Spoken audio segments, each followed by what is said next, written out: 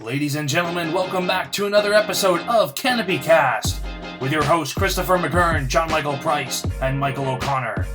Canopy Cast is a guest-based podcast that showcases an ecosystem of expertise through thought leadership and innovation. We bring people together to provide value for our audience through impactful stories and experiences. Canopy Cast, an ecosystem of expertise.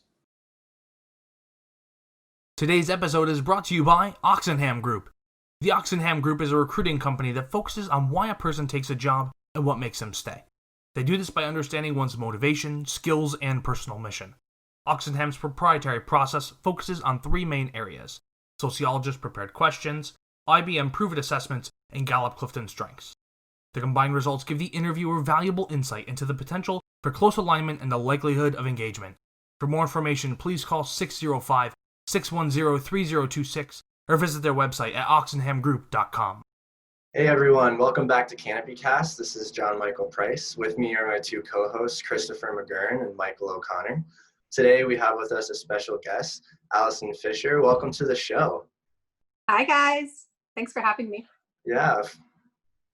For those of you that don't know Allison, she's a client success and account management executive with 20 plus years of experience, working with Fortune 500 companies.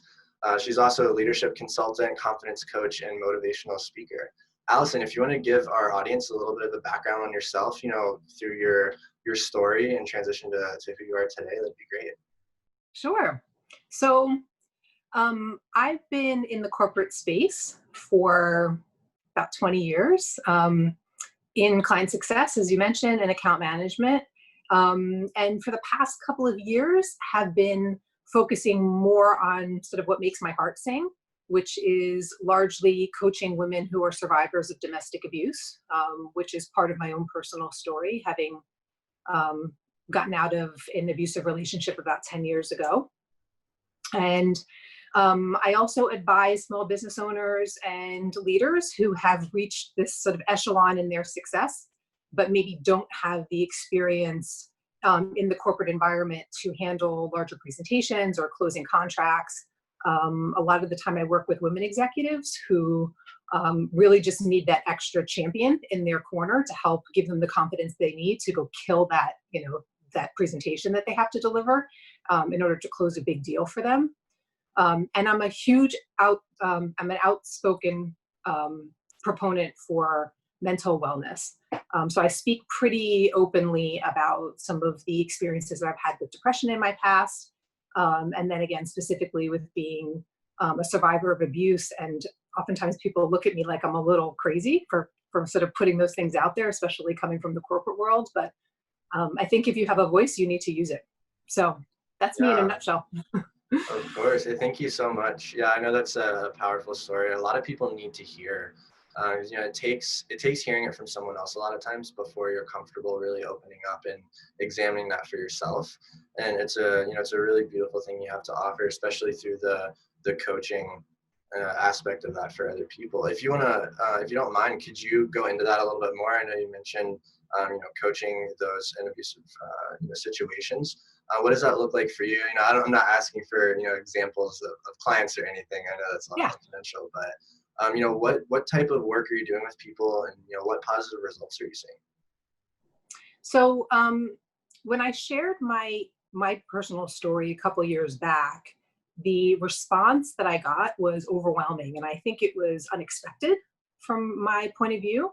But I had people telling me that by hearing the details and the honesty of what I was sharing, whether they were a mom going through those things themselves and they had maybe gotten out of a relationship, or maybe they're still in them, or whether they were a daughter and they watched their mom go through that hearing me talk gave them a release, sort of freed them from some of the shame and the guilt they had been feeling, or some of the isolation, feeling like they were the only ones that had ever suffered from that in their lives. And it propelled me to want to talk about it more. I mean, once you start hearing those things, you can't turn back. It's like the genie's out of the bottle. So I started speaking with women specifically about their experiences. Anybody that people started messaging me. That's how it actually started to happen. At the time, a couple of years back, I wasn't marketing I'm not a counselor. And I think in the domestic abuse space, there's a fine line. I mean, again, I'm not a psychiatrist. I'm not a counselor. I'm really trying to help people rebuild and regain the confidence that they need to better their own relationships, whether they're romantic relationships or personal or professional relationships, re-enter the workforce, and reshape their narrative. Because that's something that I find a lot of women don't know how to do. They see themselves in that victim space because that's where they were for so long, that they don't know how to see themselves as strong and resilient and powerful and, supporters of their own mission and their own wellness. They don't know how to see themselves in that positive light. So we sort of run through what their story really is, so they can see it from an outsider point of view. So I started getting messages. I started getting private messages a while back about how things that I had shared really resonated with people. And then I started getting on the phone with them because they would ask, can you help me with X, Y, and Z? Again, it sort of runs the gamut. And then this time I really put myself out there that way. When I lost my job 2 months ago, I said, now is the time for me to do it. I have time now. I need to really build the foundation and put more time and effort into it. So I posted it on LinkedIn and told people to message me if they felt that I was the right fit for them, because you need to have that confidence in me as well. You're talking about very sensitive topics of conversation. So yeah, it's really all been through just talking about it on LinkedIn and being as open and honest as I can. I don't know if there are a lot of other women that talk about it in that space, not that I've seen at least. Yeah, for sure. I think you hit on a really big point, which is, trust. And for a lot of people, they're in the space where they want to say something, they want to do something, but there's no trust aspect there for them with someone that they can turn to. Because all the people that are close to them, they feel like, oh, but if I tell like my friend, maybe she'll mention something to her husband, and then that might get back. And you never know, kind of like how someone's feeling in their headspace in that way. What would you recommend to people, who, maybe if there's someone listening, what would you recommend to someone who's in that space where they kind of feel trapped, but they don't really know how to take that next step because there isn't that trust formed with anyone? I mean, the internet is a great place. I do understand the hesitation with reaching out to family and friends. I didn't tell anybody either when it happened to me. And I didn't really start talking publicly about it till maybe a couple of years ago. I didn't hide it, but I didn't announce it to the world either. And I felt like a lot of women feel that no one's going to understand you, that no one really knows where you're coming from. And then you get concerned that people are going to take sides, or they're going to pass judgment, or they're going to question you. They're going to start questioning why you didn't do something sooner, or how you had such poor judgment. And it is easier sometimes to talk to a stranger if you feel that person is relatable and that they share a common story with you somehow. So my story is different. Everybody's story is unique, but the emotions that we feel are all the same. The feelings of isolation and loneliness and guilt and fear. I mean, whatever it is. So I try to just put myself out there as open as possible, all scars exposed, so that people can relate to what I'm going through and know that they have a supporter in me if they feel that I can be of help to them. If you don't have an outlet like me, there's a lot of counseling services that you can go to, local counseling services. There are hotlines as well that you can go to, but I would say you should confide in somebody. It's really my advice to everybody is find someone in your circle of trust that you can really confide in, because it helps to release that sense of loneliness. The moment you say those words, it's like a weight has been lifted off your shoulder. So if you can find somebody, not 100 people, just one person, and really confide in them, then it will immediately start to improve your confidence to talk about it possibly with others. Finding that person is hard though. I get it. finding whoever that person is in your life is difficult, which is why oftentimes people might reach out to someone like me. But you have to be on LinkedIn to find me. I mean, I'm not all over social media.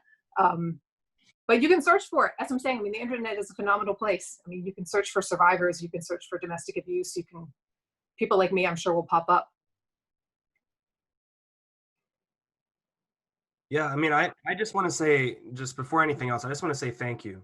I just want to say thank you for speaking up and to bringing light on it, because like, John mentioned at the beginning, it really is something that so many people struggle with. So many people are encountering and having to face and having to carry that, and they feel trapped and they feel like they can't bring that to the light. So I just want to say thank you for doing what you're doing. Thank you for that. I appreciate it. I mean, the face of domestic abuse looks like me. It looks like your coworker, like your neighbor, like your family member. It's everywhere. People have misperceptions as to what abuse looks like, what socioeconomic class you need to come from, where you live. It's everywhere. And abuse does not have to be physical.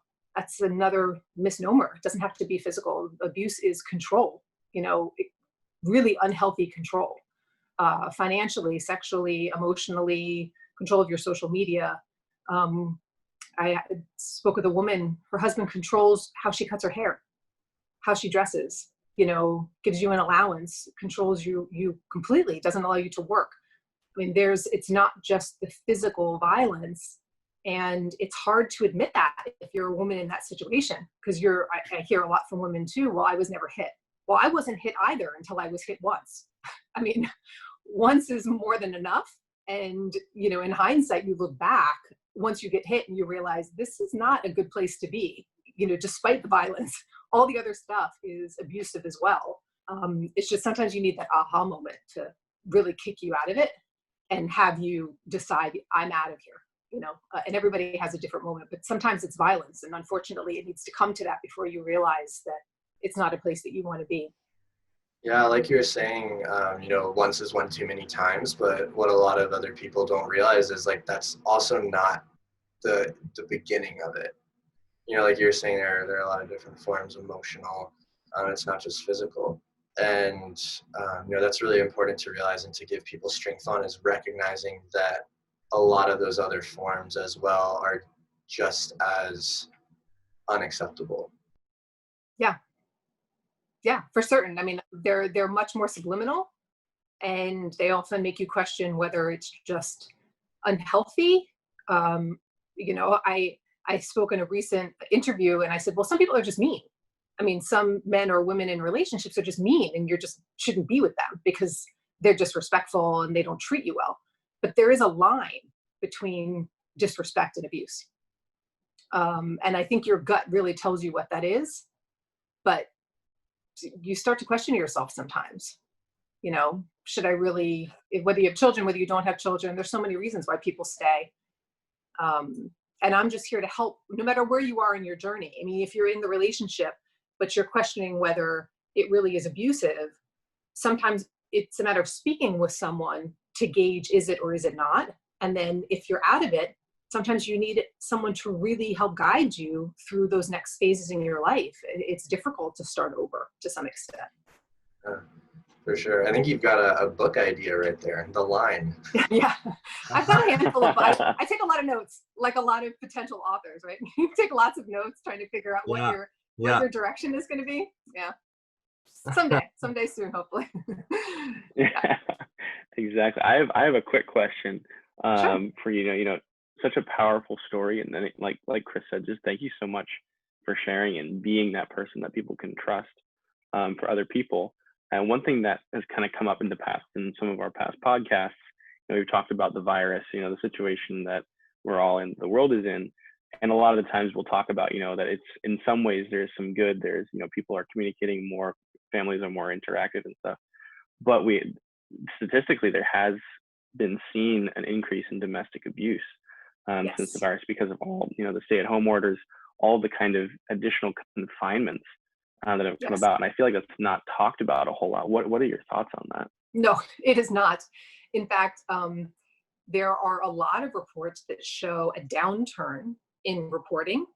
But the true experts on the topics will say that there's a downturn because women don't have access to the phone, that they can't call and report things. Their spouse is not, their abuser is not leaving the home. I mean, you're ultimately trapped, almost kidnapped, with someone that has now full control over your life. Whereas before, you had some level of restricted freedom, depending on the extent of your circumstance, when they would leave. And I believe that there are certain, I think it might have been the UK that said there was a 400% increase in reportings of domestic violence. I think they were the only ones that reported a very sort of firm percentage. Everybody else on a sort of city by city basis, at least here in the US, it's all over the map. But I'm not sure that we're going to really be able to gauge the true statistics until people come out of quarantine, and until people feel confident. There are lots of articles that are being written about how women are being coerced into not leaving by their abusers because they're almost being brainwashed into thinking that if their abusers leave or if they leave, that they're going to get sick. And then that person is going to bring it into the house. Or if you call the police and you send that person, the abuser, to jail, that the incidence of COVID in jail are so high and they don't care about these offenders as much. So they're just going to release them and they're going to come back into the house and then they're going to give the virus to everybody in the house. So it's another way of mental control. Rather than the woman thinking about it logically, which again is really difficult when you're in a state of mental control by somebody, that person is brainwashing you to think all of the reasons because of COVID why you should not be leaving with the kids or sending your spouse off. Well, if I go to jail, they don't care about me. They only care, they're inundated in the corrections services. So they're just going to send me back. And didn't you see all the people that died in jail? So when I come home, I'm going to give it to you. So isn't it better that you don't call the police? It's another method of brainwashing.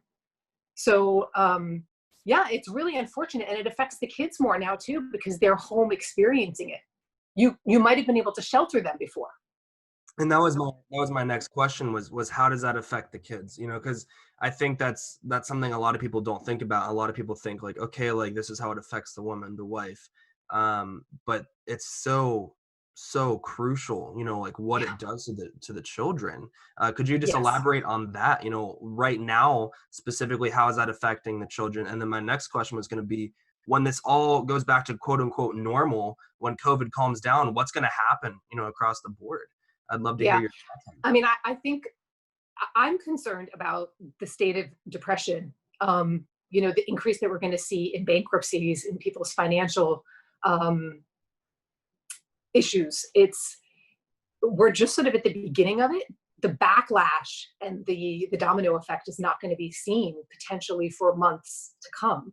And that's the same thing with the impact on the kids.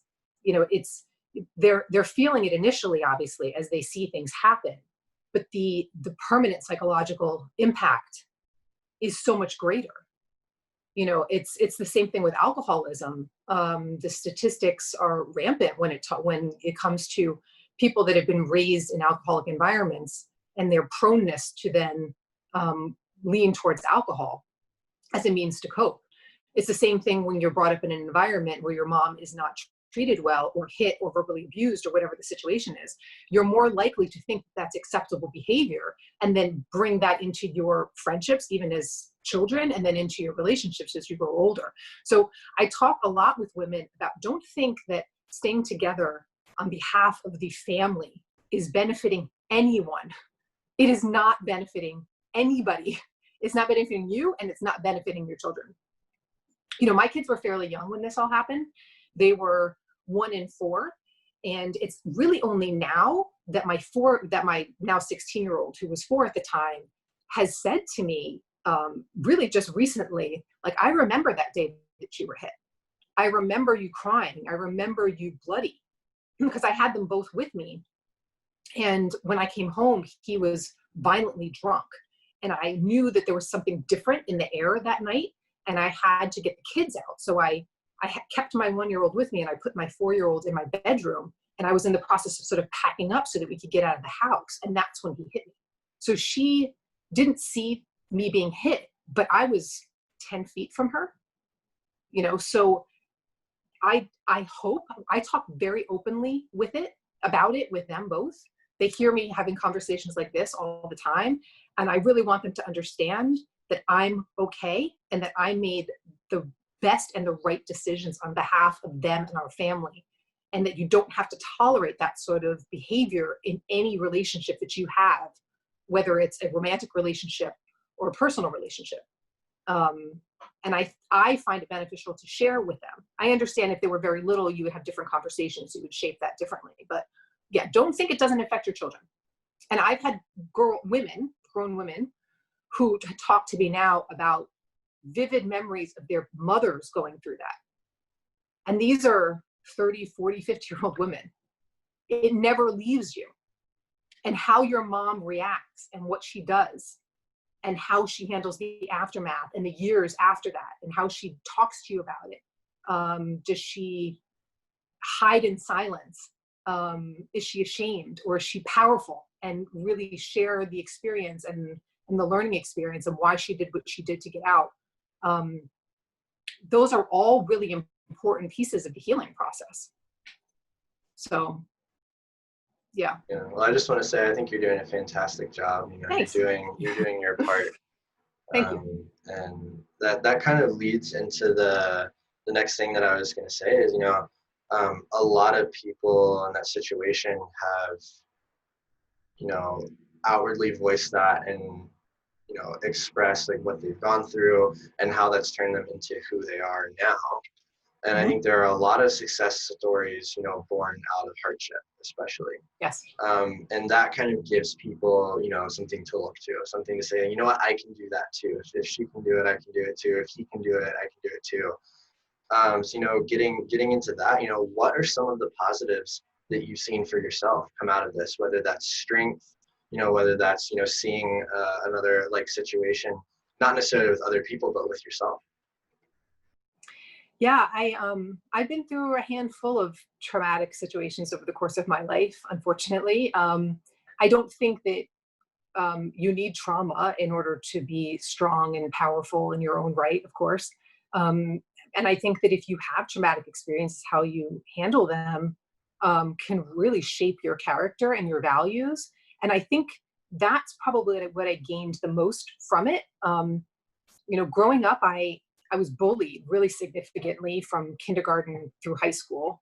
And I remember these memories as a 5-year-old, which is horrible. I mean, I don't really think I have a lot of very good memories of my childhood because those things overpower all the good. I mean, I know I went on vacation and I know I went to ballet class. I know I did all these really fun things, but the bullying piece overpowers everything. And through it all, I found ways to cope. So I think I was born with a sense of resilience sort of running through my veins that helped me get through some of that stuff. But then as you get older, you have to take a good look at, who you are, what you won't tolerate, why you're maybe allowing these toxic things into your life.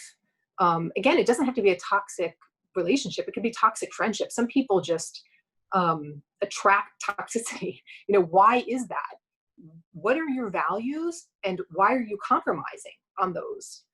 Because I got out of the relationship and I used to have almost out loud conversations with myself in private saying, what the F? Like, you are smart, you're accomplished, you've got a great career, you've got great relationships with your kids. Like, what were you thinking? Why did you not leave sooner?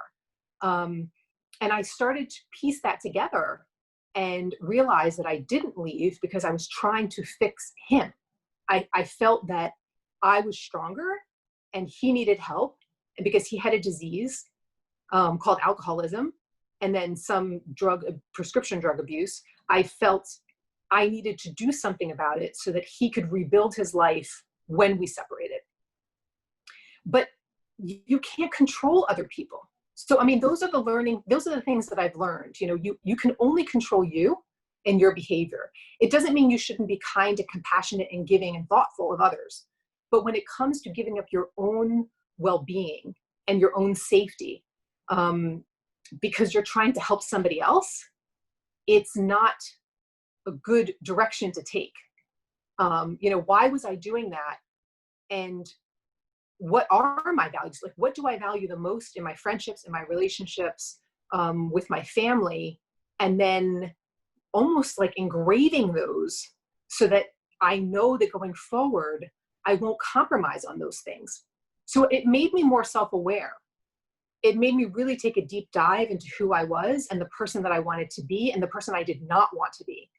And then realize you're not defined by those moments. I'm not defined by any of the moments that have happened in my life. They've all helped to shape me into the human I am today. But they're moments in time, and I don't live in them.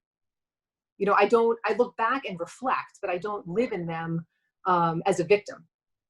I live in them as a survivor, and then try to move forward. So, and those are the things that I've gained from it. And those are the things that I try to talk about so that other people can learn sooner than I did, because being in a relationship for 10 years is just way too long. It's too long to learn the lesson, For sure. Yeah, it's a beautiful testament, and I think that it's something that a lot of people need to hear, and a lot of people maybe don't want to, but still need to. Yeah. And I hope those people are listening. But yeah. I think one last thing that I would want to say, just in regards to all of that too. I think the bottom line is that it's a pain, right? There's a sore that comes with that, and there's a couple ways you can go about it. You can rip the Band-Aid off, you can address it, you can call it out, you can speak up, you can seek help. It's going to hurt a lot, but it's going to be over quicker. Or you can let it sit there, don't do anything about it, and it's going to get infected, it's going to get worse, and it's going to continue to develop and to grow. And so I think it's going to hurt either way, but the Band-Aid obviously much better. Yeah, I like the ripping off the Band-Aid. And for anybody that has kids, by the way, it's the way to go. Yeah, it's a good metaphor. They want to do it slow and steady for like 1 week, pulling the thing off. And it's like, no, 2 seconds. It's one and done. Yeah. You have to at some point realize, is this a fixable problem? And it doesn't just go for abusive relationships. It goes for being in a bad job, having toxic friends, not living your dream, not doing something you want to do, not having a hobby that you want to, invest time in, whatever the circumstance. You really have to figure out what's the end game, and is it achievable? Because you can't fix something that's broken, or something where someone else has control and they don't want to be fixed. So you can drag it out indefinitely and the result will be the same. Or you can take charge. And taking charge is hard, especially when you have to rebuild, get another job, maybe move, relocate your family. But think of yourself 20 years down the road. Is that the life you want when you're in retirement, when you should be enjoying life? You have one life. I don't think that people realize. You think that you're going to literally live forever. You have one life to live. Don't you want to live that life happy and joyful and grateful? Or do you want to live that life scared and sad and regretting everything, regretting every decision that you've ever made? So, you can make baby steps. Sometimes it's very calculated. You have to come up with a plan when it comes to leaving a relationship. It's a very calculated decision. But yeah, I think you need to get your mind right and then make those strategic moves, and having someone there to help you and guide you and really, keep you moving in the right direction when you fall off the horse and you feel like I can't do this anymore is important. You need that support to hold your hand. Yeah, of course. It's very obvious, how passionate you are about this, and why you've gotten into it, and why you're wanting to help other people. It's beautiful to see, but I think like you were saying, it's also cascaded into the rest of what you're doing too, into your professional careers, what you bring to the workplace. I'd love to hear, a little bit more about, what you are working on, client success and account management in that executive space there. Some of the experience you've had, and specifically, something that I'm going to pull off your LinkedIn, what the phrase empathetic leadership means to you and how you bring that to the job. Yeah, so empathy is one of those catchphrases that people love talking about, right? But I'm not sure that organizations or leadership know how to implement it just yet. I think that everybody is on the train. They understand that people want to work for companies that have passion and purpose and a mission that they can get behind. And they want to work for leaders who are compassionate, who instill trust, who are transparent, who are intentional, and who are great communicators. And if you don't have those things, people will not be loyal to you or your company. They will not help your clients. They will not help your bottom line, and they will leave. So something has to be done. And we're in a very different age now too, right? The workplace is already starting to look different because companies were forced to probably do things that they should have done freely quite some time ago. But now they're being forced to, everybody's working from home. People have I have kids at home too, but I don't have little kids at home. And I really cannot imagine what it's like to have small kids at home where you're having to literally play teacher and work at the same time. But I think everybody is really enjoying spending time with their children, especially if you're working outside of the home working parent. I have never spent this much time with my children, ever. My children I've never really helped them with homework, and I'm never home for dinner. So this is really a new thing for us. And my little one, my 12-year-old, said that she loves quarantine for that reason only, But so yeah, I've been in the corporate space for 20 years, managing largely airline clients, so Fortune 500 clients, focusing on team development, doing customer development and client engagement, and helping to build those clients up. I don't do sales directly per se, but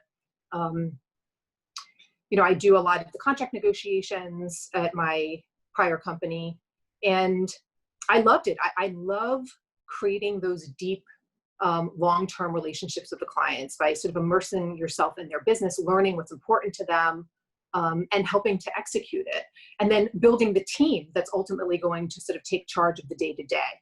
So, and as I mentioned, I lost that position, that long-term position of mine a couple months back because of COVID. Our clients were largely airlines, and my company took a huge financial hit. We were basically put the hold button on our company.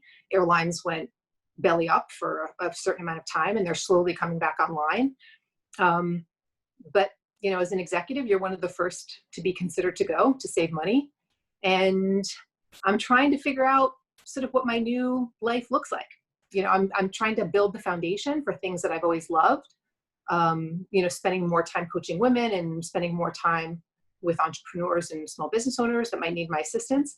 But I am still looking for a job. I'm looking for a career in client relations or in account management where I can work for a company that's truly passion driven. Either someone that aligns with my own purpose or someone that just really believes in their product and treats their staff well. Because again, a lot of companies talk about it, but they don't know how to execute. And whether you're a parent or whether you're a leader at work, the same rules apply. You're trying to instill trust and build people up and set them up for success and for greatness. You are trying to hold them accountable. You're giving, proper feedback, but ultimately you are there to support them and help them grow and give them the tools that they need to feel that there's a safe space for them to communicate with you if they have issues in their life that are going on, which is what mental wellness is a huge discussion for me too. I speak pretty openly about that, and I've had some challenges in my own professional life speaking openly about it. But I think if you have a voice, you need to speak up because complacency is guilt. So I had a platform, largely on LinkedIn, but people thought I was a little crazy for being in corporate and speaking the way that I speak. They thought there would be repercussions. I just think that if you see something wrong, then you need to speak out about it. I'm not disrespectful, but I think that there's there's a way to handle things, and we need to do better. We all need to do better in the workplace specifically. And employees are not going to tolerate it anymore. It's going to be a new world, you know? Yeah, I just wanted to touch on something that you mentioned, you know, you kind of elaborated a little bit back there about the people first, you know, mentality, right, in the workplace, in the corporate world. And I think it's so important, you know, in times like this, especially like COVID, anytime that the business is pushed up against a wall, the true colors really show from the top down. You know, you can say all you want, but at the end of the day, like it's times like this that like your actions speak way louder than any words can. And I think it was very interesting just listening to you talk about that, you know, about, you know, how certain companies kind of acted this way or, you know, that way, especially in a time like this. And also the same, you know, as a parent and as a business partner, as a friend, et cetera, like everything, you know, the talk is cheap at this point. Actions are everything, I think. Yeah. So I just kind of wanted to touch on that a little bit when you were discussing that. I mean, what's the number one reason that companies don't like to consider remote work or work from home? It's largely distrust of their employees, and they feel that they're going to be unproductive. Why do you have people working for you if you don't trust them? Yep. I mean, that's my rebuttal to that, right? So if you are so controlling that you need to physically see people in the office, which by the way, does not mean they're being productive, right? I mean, just because you physically show up to a brick and mortar doesn't mean anything. But you feel that you're going to, you know, release those chains and all of a sudden everyone's going to run amok and they're not going to be doing anything. You can still check productivity and accountability with people working from home. But there's a significant distrust that employees are going to take advantage and they're not going to be productive. Well, guess what? We've had 2 months of this new environment. And although I'm sure that there were a lot of bumps in the road with trying to come up with doing everything in a digital world with taking away that physical human connection, which is so important to people working, you have to come up with a new way of communicating and keeping those lines of connection, real human connection open. But it's worked, right? I mean, those large companies that have had to completely shift, or even small businesses that have had to shift, like mine shifted to a work from home. We were so resistant. I mean, we were talking about potentially working from home instead of renewing a lease. And there was opposition. And guess what? COVID comes and everybody starts working from home and you still survive. You find a new way. And not only are you still profitable, you know, in this new normal, but your employees are happier because they're not spending 2 hours in the car commuting. They get to maybe eat lunch with their kids, be home for dinner with their kids. You find a new rhythm. I know so many people. But you don't trust your employees. I mean, it's crazy. Yeah, I know so many people that have incredibly increased productivity at work from home.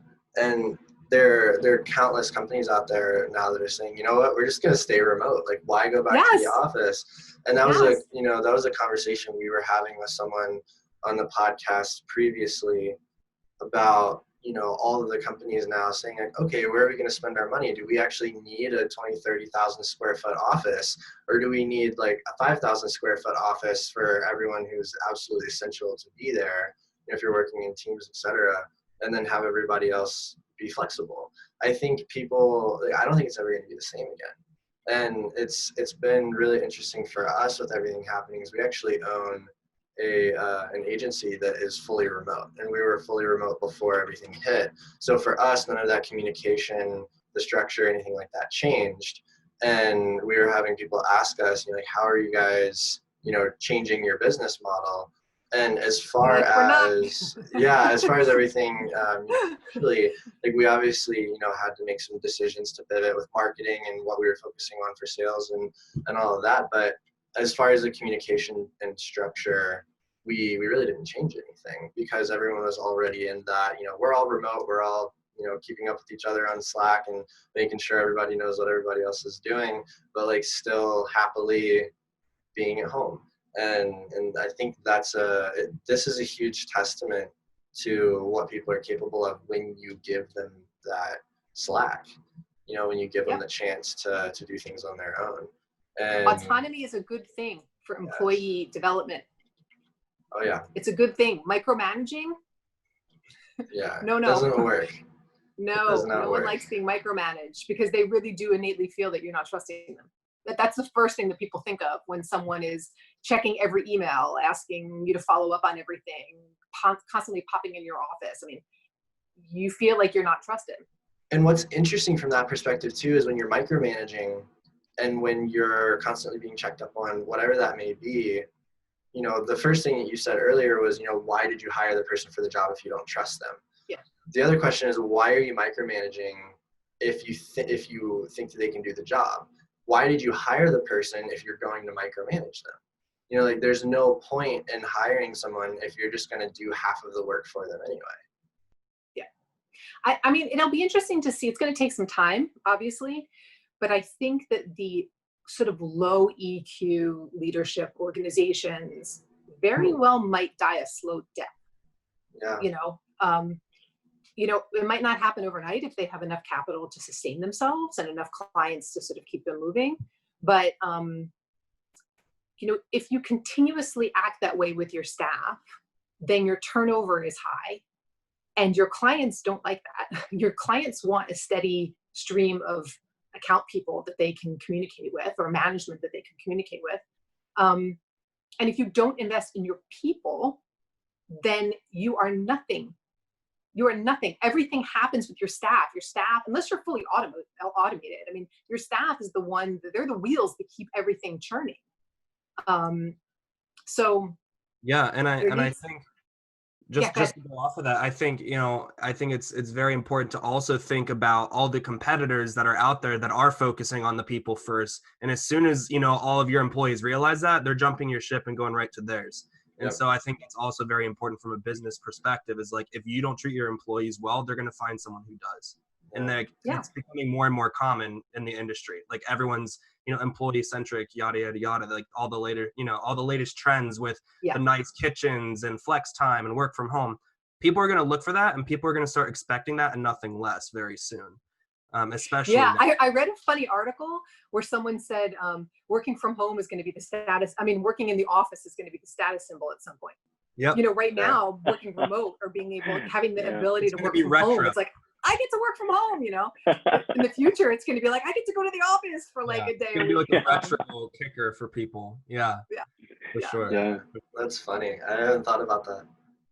Yeah, I just thought it was funny. I was like, you're right. It's going to be that way. I think it's going to shift. Yeah. I know so many people who, even just from not having to commute, they have so much more productivity, especially in like big cities like New York or LA or anything. It's just people don't have to drive 2 hours in the morning and 2 hours at night. They have so much time freed up, and it's amazing to kind of see how it makes sense, you know, once it's kind of forced. You know, beforehand, everyone's kind of resistant to it. Like you're saying, you know, leadership is resistant in so many companies and industries. Now that it's been forced, it's kind of like, oh man, this is nice. Yeah. We actually have this increase in productivity. People are happier. The argument is the same. The argument before COVID is the exact same argument now as to why people should have been considering remoting. And I'm not talking about going 100% remote work from home at all times. There are a lot of companies that can do it. There are a lot of small businesses that shouldn't waste the money on the office space. I mean, it's a huge savings to have everybody work remote if you can. I enjoy being with people. I enjoy being with my staff and interacting with people. I love having like face-to-face meetings with clients on occasion. I don't mind getting on a plane, but I even think that's going to change. Companies are going to realize how much money they've been saving on their travel budget and, you know, completely shift. The pendulum's going to have to swing back, you know, a little bit. We might go to the extreme at some point. And then people will start, you know, eventually sort of going back to face-to-faces and stuff. But I don't think people are going to tolerate it. And there's going to be a frustration, you know, for those companies that were so resistant before, when other leaders were making the argument, well, it'll save money, it'll increase productivity, it'll increase employee happiness, employee engagement. You can save money on technology. You know, the list goes on. And then there's all those like hidden savings relating to retention, which are actual real dollar savings, but you know, it's maybe a little harder to quantify. And now you're being forced and it's successful. There's a resent. Like, why now? Why did it take a global pandemic to have you make moves that were in my best interest? Yeah. And I think two things. I think one, the corporate world has had such like a perfect picture for years and years and years, and everyone thinks it's like flawless, etc. And now people are seeing the leaks of the corporate world. They're seeing all the inefficiencies. Yeah. They're seeing all of the, the problems with it. So I think that's a big thing. Number two, going back to the office space thing, I think something I'm personally interested to see is, like you were saying, you like to be around people, but they're also wanting to save money when it comes to office space. I think there's going to be some kind of middle ground of like they meet 1 or 2 days a week in some sort of common area, work for a certain amount of time, and then you go back home for the rest of the week. Like it's not going to, in my opinion, I don't think it's going to be like you're in the office from 9 to 5 every day. I also don't think it's going to be you're at home every day. I think it's going to be like once or twice a week in like a co-work space or whatever for a set amount of time, like to have the in-person quote unquote interaction, and then go back to the remote like work life. Yeah, shared office space. I'm really interested to see what's going to happen with like the WeWorks of the world. And we have something called Luminary here in the city in New York. I'm not sure if they might be in several cities, but I know that they're predominant in New York. And it's a woman-owned space. I think they really are like exclusionary for women. But it's going to be interesting to see what happens with those companies, whether people really just do shared space. You book it for, a certain amount of time over the course of the month or over the course of the year. And then that's the place that your people go. It's much you cheaper. gotta get creative, right? I mean, much cheaper. Exactly. Yeah. Someone needs to hop on the timeshare office space model where it's like, I know. Monday and Thursday, Bob's company gets the main room, and Tuesday, Fridays, whatever that looks like. I think that'd be interesting to have, kind of a WeWork type situation where, a lot of the offices, you have your co-working space, but then you have your dedicated office space. I'd be interested to see some kind of a model where the dedicated office spaces are like for the executives and management that need to come in and like actually work together on the daily. And then the co-working space is flex space for the rest of the team that comes in 1 or 2 days a week. That'd be really interesting. I'm excited to see. I'm excited for it, really. I think the time has come, Yeah. If someone starts that, I said it first. Yeah, I know. I was going to say, you should do that. You should jump on that right away. Oh boy. It's taped. We heard it first. Yeah. For sure. Yeah. Awesome. Yeah. So, I mean, there's so many things to talk about here, but I actually have a funny question for you. So, you've been through a lot. You've done a lot with, corporate, and I think, in your work and in things that happen to you throughout your life, it really like changes personality and shifts focus. A lot of people, even just from freshman year to graduation, want to change jobs. But I have a funny question for you. When you were younger, you did ballet, and now you're coming to want to be a race car driver. That seems like a pretty dramatic shift. So how I wanted to be a race car driver since I could drive. Okay. Like, I have a heavy foot. That's the expression, right? Yeah. Yeah, lead foot or whatever. Yeah. Yeah, a lead foot, whatever the expression is. Yeah. Right, So I was a ballerina. My whole childhood, I guess, my adolescence. And then I stopped in high school. I went back into it, I think when I graduated college, and then like on and off. And I was okay. I mean, I was well aware of where I stood compared to my fellow dancers, and I was nowhere near where they were.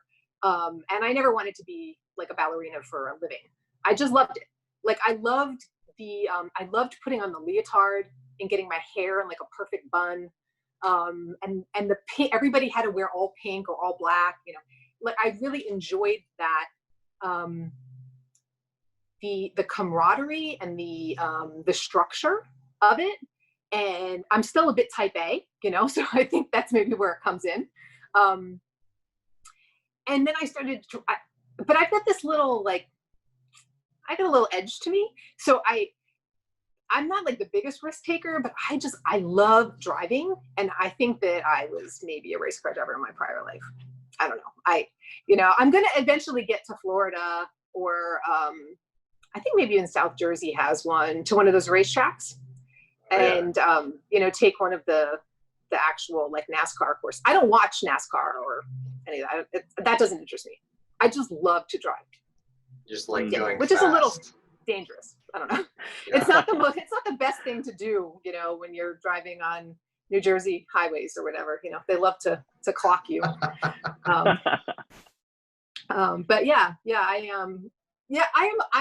I'm sort of quirky. Like, I'm scared of heights, you know, but I clean my gutters. Like, I own a house, so I'm the one up on the ladder, you know, cleaning the gutters, but I get stuck at the top, like in fear, like white knuckled, and I can't get down. And I'm sure my neighbors have looked at me on occasion, like, what the hell has she been doing up there for an hour? But like, there have been times when I'm just stuck on the ladder and I feel like I'm going to vomit. Like my stomach is all it's like churning. Yeah. I'm a klutz. I'm like 6 feet tall. I'm a little klutzy. You know, I don't know. Just makes me me, you know. I think your quirks and the little like silly things that make you outside of your corporate job or those are the fun things about you, you know. Yeah, that's great. I have a little bit of a lead foot too, and when I was younger, I wanted to be a race car driver, and then I found out about fighter jets, and that was much more appealing because they went much faster. Have you ever flown a plane? I have not ever flown a plane. I've been in plenty of planes, but I've never actually flown. But that's kind of like a back burner dream of mine. You're like low key is to get a pilot's license. But you can do that for pretty like on the cheap. Oh, yeah. I mean, you just have to find a local, a local airport or something. And I mean, they're not fighter jets. They don't quite go that fast. You got baby steps. Baby steps. Right. Work up to that. Yeah, one of the craziest stories that one of our friends was actually telling us. So he owns a government contracting agency, and something they did for a fun company trip when they hit like a huge milestone was go to Vegas. And apparently there's something in Vegas, I can't remember the name of it, but it's essentially like a Top Gun, like go-kart type thing, where like instead of go-kart racing, you actually get in actual planes that are outfitted with these computer systems and lasers, and you dogfight your friends in the air. So it's a simulation?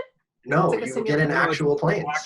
Actual planes. And there's someone with you to help take over, like if anything goes wrong. But you go fly the plane, and there's the backup pilot behind you, and it's essentially like a test drive car where they can hit a button and take over all the controls. But you sit up there and you're firing fake guns, and it has like the noise and everything in your headphones, and you hit somebody and it like makes the plane shake a little bit, and then they're like out. But I feel like you would love that. My guess is that's very expensive. That's probably more expensive than you getting your license to fly. Probably. It's not cheap, but I was surprised to hear the price point. We'll put it that way. Well, you guys will have to go as a team building exercise. Yes. Exactly. You can do it as a write-off. As absolutely terrifying as that would be, I think it would be fun. Yeah. Write it off as a business expense. As a team building exercise, business expense. Yeah. Yeah. So, you know, being someone with a lead foot, what is another thing, you know, from ballerina to race car driver, if you could do anything that wasn't work for you, that's just fun, what would you do for a living? I don't know if this is going to sound that fun, but I would probably do public speaking. Interesting. Like, I would love to be paid a lot of money, like 6 times a year. You know, to talk about something that you love, that adds value to other people. I mean, it's a no-brainer. And then I could spend the rest of the year doing pro bono work. That would be ideal for me, because you know I'm in an interesting space with women who are survivors. A lot of them are financially tied to their husbands, or they've just left, or they're trying to re-enter the workforce. You know, it's not a revenue driving space. So. I would love to be able to continue to help people indefinitely, because it's a long-term investment for me and for them. But you need something that sort of pays you well the rest of the year. So I would say public speaking for certain. That would be sort of an ideal space for me. Not very creative or exciting like race car driver, but I mean, actually I can answer the question differently. So I mean, that's a realistic job goal, I suppose. I mean, going to public speaking is something that's realistic. But I joke that I should have gone into law, because I am a damn good negotiator and very persuasive. Or I would love to be a general contractor. I just love all things like house related, and I'm pretty savvy, I guess, when it comes to stuff. So I sort of throw contractors for a loop. They don't realize that I actually know what they're talking about. So yeah, keep them honest, right? I would own my own construction company, or I would be a lawyer. You know? What's your favorite HGTV show? Do you have one? Your favorite HGTV show? Yeah, I used to watch like a ton of those home improvement shows. Yeah. I love the little houses, like the tiny homes. Yeah. I watched that with my 12-year-old. Yeah, she wants to own a tiny home when she gets older. I said, don't own one, build one. I said, you should be a tiny house builder. You know, there are only so many of those in the world. So I think the tiny home ones, and we used to watch the RV shows all the time. I don't know what I was thinking with that. We used to watch, but the bit like the $200,000 RVs where people would buy them and then go across country. Gotcha. Okay. Yeah. Those are fun. Awesome. Yeah. You guys watch HGTV? Or is that a girl thing? A little. Fixer Upper. I really like Fixer. Yeah, we're all Fixer Upper, Chip and Joanna Gaines. My wife is absolutely obsessed with the whole Magnolia line. And we were supposed to take a trip to Texas, and she found out Magnolia closed, and she was so upset. Really? Because of everything going on. Not permanently. I should rephrase. Sorry. Yes, but yeah, Fixer Upper is great. But I think Mike, Chris, and I are all pretty avid when it comes to interior decorating. It might not look like it right now because I'm sitting in a pod, and they both are into just Chris just moved and Mike is at a friend's house, but yeah. Fun time. Yeah, God, Chip and Joanna Gaines have done a phenomenal job at building their empire. My God. Oh yeah, great. They are business people. Yeah, phenomenal. Yeah. Awesome. Yeah, one thing I noticed pretty early on, is that a train track around the room that you have there? Oh my God! How did you know? Yeah. Okay. Yeah. I was actually wondering the same thing. I wasn't sure if it was a shadow or not, and I wasn't. No, yeah. I saw it. I'm like, that's either some sort of really fancy molding going on, or that's a train track. And oh my God. Yeah. So when I bought the house, the owner, I'm in my office now, and across the hall is a bedroom, and the owner had a train track. It's this like phenomenal. It's trim. It's basically like it's a ledge with fancy molding, and it goes over the hallway. There's a hole. Well, it's closed now. But there was a hole. There was a track that went over the hallway, and then it's the same exact thing in the other bedroom, and then it spit out the other side. So that was one of the very first things we got rid of, was the hole in the hallway. But yeah, it's still there because it's just a nice ledge, and it's sort of a nice like decorative thing. But yes, it was a train track. Wow. If Mike lived there, it would be running 24/7. Oh yeah, 24/7. No one has ever realized that that's what that was. They always look up and they're like, what's up with the weird molding on the ceiling? Why is there a ledge up there? I'm like, it's for pictures. I don't know. Yeah.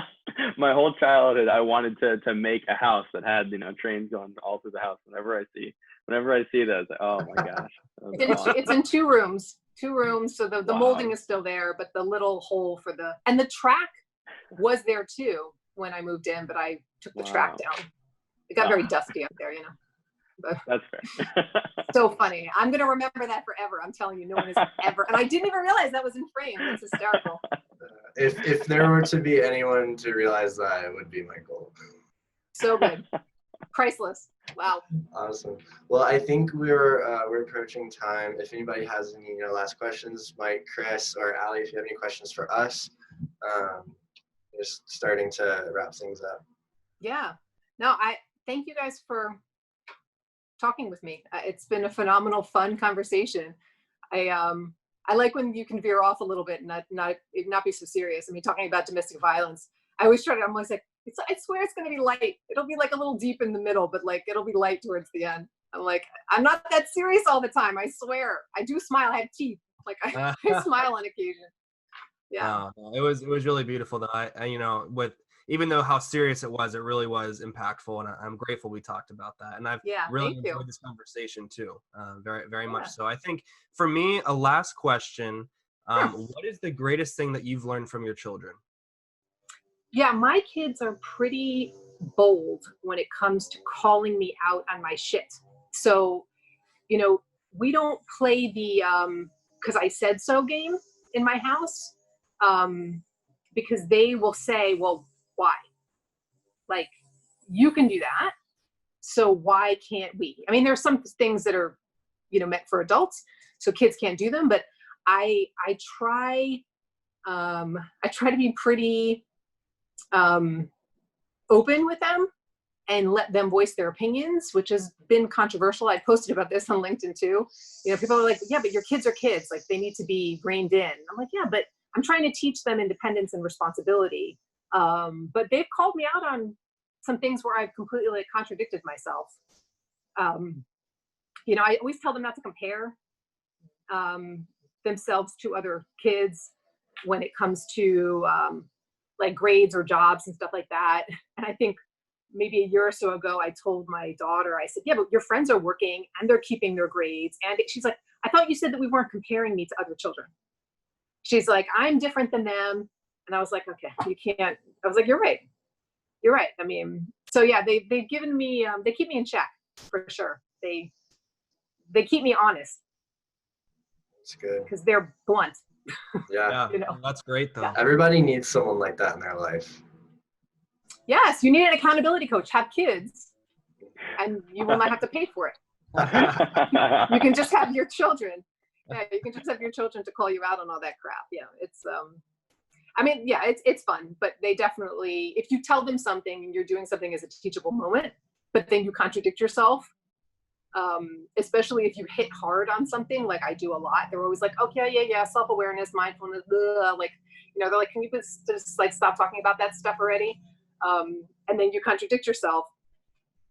Yeah, they're the first person to call you a big fat liar.